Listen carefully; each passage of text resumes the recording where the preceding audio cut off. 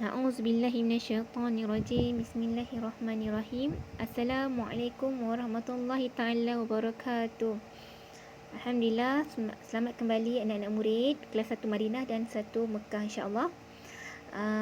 Selamat kembali ke kelas online PDPR 3.0. Okey, Ustazah harap anak-anak murid sudah bersedia untuk belajar. Okey, sebelum tu Ustazah mengucapkan selamat hari raya kepada anak-anak murid semua. Okay, insya-Allah pada hari ini Ustazah akan mengajar mata pelajaran tilawah Al-Quran. Ustazah bukan mengajar tilawah, tapi Ustazah nak mengajar kefahaman. Okay, kita akan belajar kefahaman. Okay, ini adalah buku teks. Kamu boleh tengok buku teks di dalam muka surat 46. 46. Okay, sebelum kita mulakan sesi pembelajaran pada hari ini, anak-anak murid diminta untuk membaca doa terlebih dahulu. Kemudian kita mulakan sesi pembelajaran. Okay, Bismillahirrahmanirrahim. Allahumma taf'alaina hikmataka wa nashur alaina min khazaini rahmatika ya arhamar rahimin. Rabbi shrah li sadri wa yassir li amri wa hlul 'uqdatam min lisani yafqahu qawli. Amin ya rabbal alamin. Amin ya rabbal alamin. Okay, insya-Allah semua dah bersedia? Okay, kalau dah bersedia, boleh buka muka surat 46. Okay, dalam buku teks macam ni warna dia. Macam ni gambar dia, buku teks tilawah Al-Quran, muka surat 46. Okay, insya-Allah hari ini kita akan belajar kefahaman tentang surah An-Nas. Okay, siapa tahu apa maksud An-Nas? Pandai. An-Nas bermaksud manusia. Okey, jadi kita nak baca tentang kefahaman surah An-Nas yang dimaksudkan oleh manusia. Okey. Sebelum tu kita baca sama-sama dulu surah An-Nas. Okey, baca dengan jelas dan insya-Allah dan bertajwid. Okey.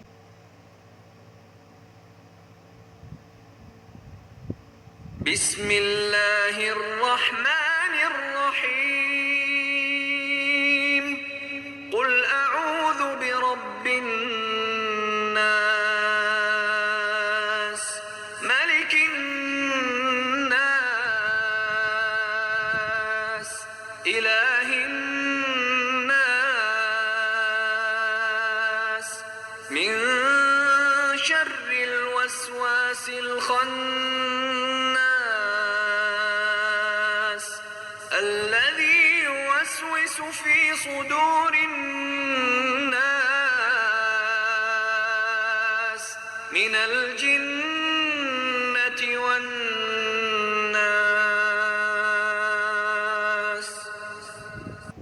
Okey, alhamdulillah.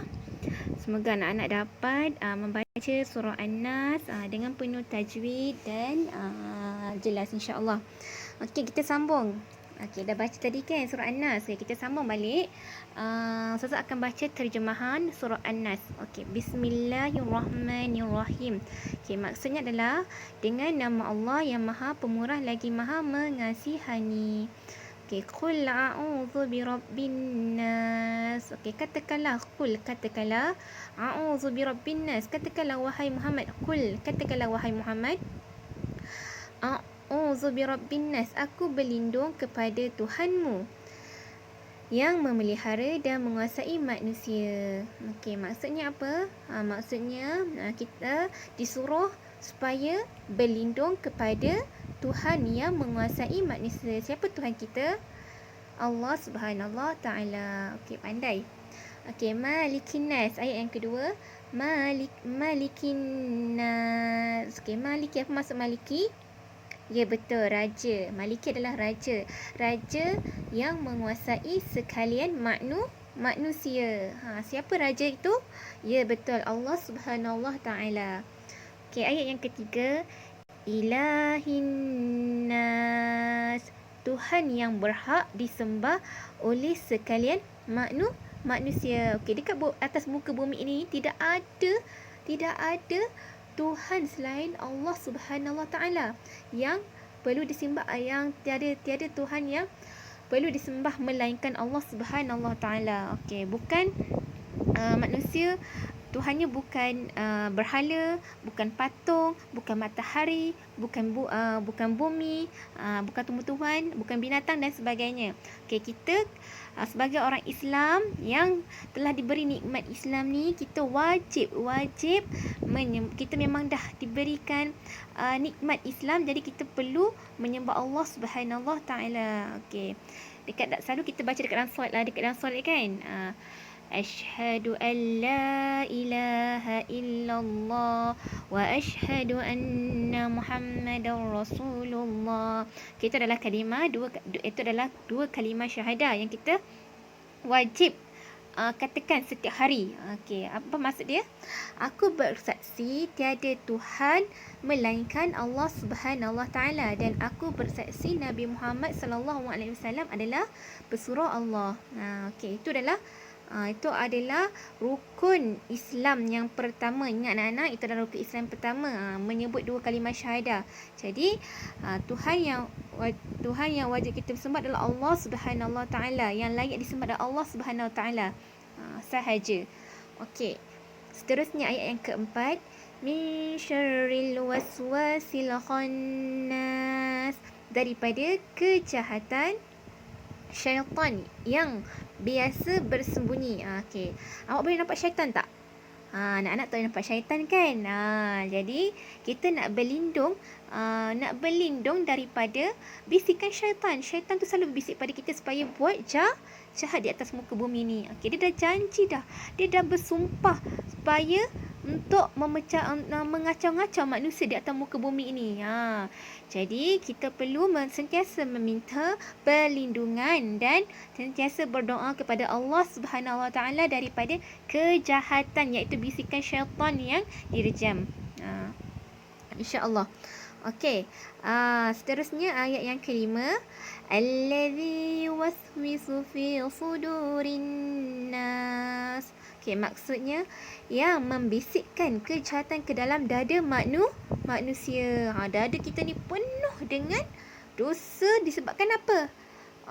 Sebabkan bisikan syaitan ni lah. Sebab kita selalu dengar cakap syaitan ni. Bila kata contohnya macam okey, ni contoh. Okey, contoh bila awak rasa macam nak mencuri tu, tiba-tiba memang ada syaitan yang akan bisik. Ali, apa kata awak curi barang dia? Lepas tu awak pun pergilah ikut curi barang Abu. Okey, Ali pun pergi curi barang Abu, curi pemadam lah, curi pensel lah. Itu adalah daripada bisikan-bisikan syaitan. Jadi kita tak perlu dengar bisikan-bisikan tu. Kita perlu meminta perlindungan pada Allah supaya Allah jauhkan kita daripada bisikan-bisikan syaitan yang direjam ni, insya-Allah. Okey, boleh anak-anak? Okey, insya-Allah. Okey, ayat yang ke-6, minal jinnati wan nas. Maksudnya daripada golongan jin dan manusia. Daripada golongan jin dan manusia, maksudnya kejahatan ni bukanlah syaitan saja, tapi manusia pun berbisik untuk berbuat jahat. Maksudnya bukan daripada golongan jin dan golongan jin saja, tapi manusia pun berbisik juga untuk membuat kejahatan. Contohnya kawan awak mendorong awak membuat kejahatan, mencuri lah, lepas tu awak pergi keluar tanpa izin ibu ayah, keluar tanpa izin guru-guru di dalam kelas. Macam itulah lebih kurang. Okey. InsyaAllah semoga anak-anak dapat memahami ataupun dapat mengikuti apa yang dimasukkan dengan surah An-Nas ini. Okey, boleh anak-anak? Okey, An-Nas ni adalah maksudnya manusia tahu. Okey, nanti Ustazah bagi PDF ni. Okey, PDF ni kalau siapa nak salin boleh, siapa tak nak salin boleh. Ustazah akan baca je. Okey, Ustazah akan baca sedikit PDF ni. Okey, nota ni Ustazah ada buat sebelum ni. Tapi Ustazah tak ingatlah Ustazah dah hantar ke belum ya dekat dalam grup. Okey, tak apa.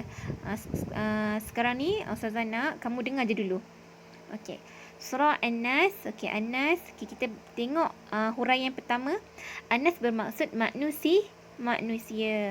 Okey, An-Nas mempunyai berapa ayat? Okey, surah An-Nas tadi mempunyai 6 ayat. Okey, bagus. Dan surah An-Nas ni diturunkan di mana? Ya, betul, diturunkan di Mekah. Okey, surah An-Nas diturunkan di Mekah. Betul tak Ustazah? Ustazah semak balik. Surah An-Nas.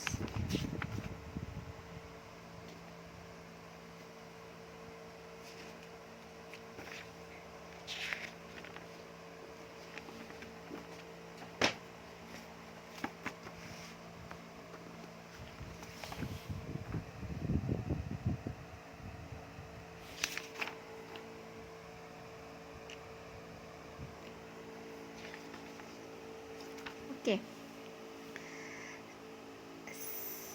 Huraian yang ketiga, sentiasa istiqamah dalam beribadah. Apa maksud istiqamah? Okay, istiqamah ni maksudnya adalah berterusan dalam ibadah. Jangan sekejap kita solat, sekejap kita tak solat, sekejap kita mengaji, sekejap kita tak mengaji. Tapi kita nak ibadah kita tu berterusan. Okay. Contoh, kita solat 5 waktu kan setiap hari, kita solat 5 waktu. Kita nak betul-betul solat 5 waktu. Jangan hari ni kita solat maghrib, okay, kemudian esok kita tinggal isyak, kemudian esok kita solat zuhur pula. Tak nak. Itu tidak berterusan. Okay. Beribadah ni kena berterusan. Okay. Semua orang tahu solat 5 waktu tu dah wajib kan. Jadi kita perlu hari-hari solat 5 waktu wajib sehari semalam berterusan sampai mati. Okey. Apa lagi ibadah-ibadah lain? Okey, ibadah-ibadah lain yang contohnya ibadah khusus. Okey, ibadah khusus iaitu berpuasa. Berpuasa di bulan Ramadan.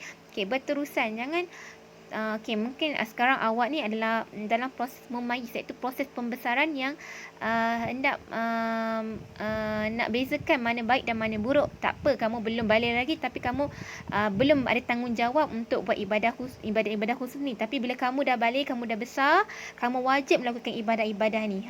Ingat yang rukun Islam tu kita wajib. Okey. Jadi apa lagi ibadah yang kamu tahu selain tu? Okey, contoh ibadah umum. Ibadah umum adalah mengaji. Okey, mengaji janganlah on off, maksudnya sekejap awak mengaji, sekejap awak tak mengaji. Maksudnya hari-hari kita nak kena mengaji. Macam tu. Berterusan ni maksudnya kita sentiasa contoh, okey. Awak hari ni awak mengaji waktu maghrib, lepas maghrib awak mengaji, lepas solat maghrib awak mengaji kan.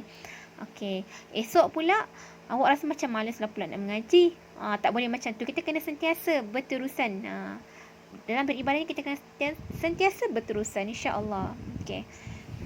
Okey, anak-anak, itu saja untuk huraian surah An-Nas.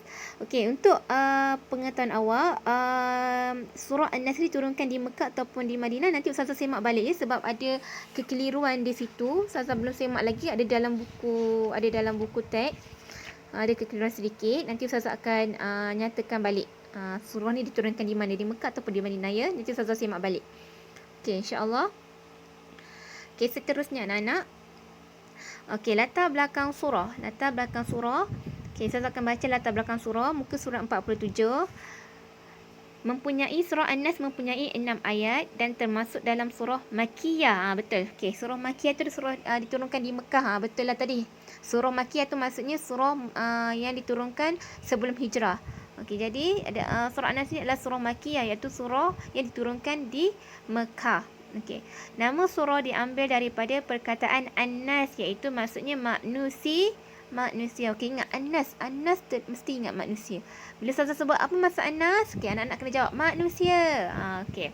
Yang disebut berulang kali dalam surah ini. Okey. Inti sari surah. Nombor 1, Allah sahaja yang mampu mentadbir urusan jin dan manusia. Tiada lain. Tidak ada yang lain mampu mentadbir urusan jin dan manusia kecuali Allah Subhanahu Wa Taala. Okey. Bukan robot, bukan ahli sihir, bukan sesiapa yang boleh mampu mentadbir alam ini dan mentadbir urusan jin dan manusia ini melain Allah Subhanahu Wa Taala. Okey. Yang kedua, perintah kepada manusia agar berlindung kepada Allah daripada segala kejahatan, sama ada daripada jin ataupun manusia. Okey, Allah menyuruh kita supaya kita ni sentiasa berlindung. Maksudnya kita memohon perlindungan kepada Allah Subhanahu Wa Taala daripada kejahatan, sama ada jin ataupun manusia. Okey. Jadi pengajaran surah di sini, nombor 1, kita perlu sentiasa meminta perlindungan Allah daripada syaitan yang dilaknat. Okey. Yang kedua, berusaha menguatkan rohani. Rohani ni dalaman kita lah, iman kita, akidah kita, kekuatan kita rohani. Berusaha menguatkan rohani dan istiqamah. Istiqamah yang saya maksudkan tadi adalah istiqamah ni maksudnya berterusan dalam beribadah dan istiqamah dalam beribadah. Okey. Yang ketiga, yang terakhir, menghindarkan diri daripada menganiayai makhluk-makhluk lain. Menganiayai maksudnya kita membuat jahatlah kepada makhluk-makhluk lain. Contohnya kita bunuh haiwan dengan sengaja. Kita sepak dia, kita tinju. Contoh kalau awak ada kucing kan kat rumah kan, awak tumbuk kucing tu, awak pukul-pukul, awak campak kucing tu, tak nak. Itulah perbuatan aniaya, perbuatan yang dikeji. Okey, tidak boleh menganiaya makhluk lain. Okey, makhluk lain selain binatang apa lagi? Tumbuh-tumbuhan. Kalau awak pergi taman-taman bunga, awak saja je nak petik-petik bunga tu. Sebab awak geram tengok cantik sangat kan, awak petik bunga tu. Tak naklah macam tu. Okey, itu adalah menganiaya makhluk lain. Okey, insya-Allah. Sekarang ni anak-anak boleh buka buku tilawah Al-Quran. Okey, tilawah Al-Quran ni adalah aktiviti. Buku aktiviti Ustazah nak anak-anak buat aktiviti muka surat 53. Okey, Ustazah bacalah sikit. Nanti yang tak faham, yang tak tahu tulisan Jawi ni, Ustazah akan baca sikit. Okey, warnakan pada jawapan yang betul. Okey, nombor 1. Okey, semua tengok. Nombor 1. Okey, dah buka buku belum? Okey, nombor 1. Kalimah An-Nas bererti apa dia? Alif, manusia. Ba, jin. Jim, syaitan. Okey, warnakan pada jawapan yang betul. Okey, awak warnakan. Apa maksud An-Nas? Saya Ustazah sebutkan apa maksud An-Nas. Manusia ke, jin ke, syaitan? Okey, betul. Jawapannya alif, manusia. Okey, warnakan perkataan manusia tu. Alif, manusia. Okey, nombor 2. Surah An-Nas mempunyai berapa ayat? Alif, 5 ayat. Ba, 6 ayat. Jim, 7 ayat. Okey, cuba kamu simak balik berapa ayat tadi kita baca. Ya, betul. Ba, 6 ayat. Okey, warnakan ba, 6 ayat. 6 ayat. Okey. Seterusnya, nombor 3. Raja yang menguasai semua manusia ialah siapa dia? Alif, Allah Subhanahu Wa Taala. Ba, Nabi Muhammad sallallahu alaihi wasallam. Jim, manusia. Okey, siapa yang menguasai semua manusia? Ya, bagus, pandai. Alif, Allah Subhanahu Wa Taala. Okey, nombor 4. Kalimah suduri bererti apa? Suduri bererti apa? Cuba kamu simak balik kat dalam buku teks tu. Tengok balik apa maksud suduri. Tadi kita baca kan? Tadi kita baca apa maksud suduri? Allazi yuwaswisu fi sudurin nas. Maksudnya adalah dada manusia. Okey, suduri, dada. Ba, jawapannya dada. Alif, hati. Ba, dada. Jim, raja. Jawapannya dada. Okey, good. Okey, boleh anak-anak? Okey, nombor 5.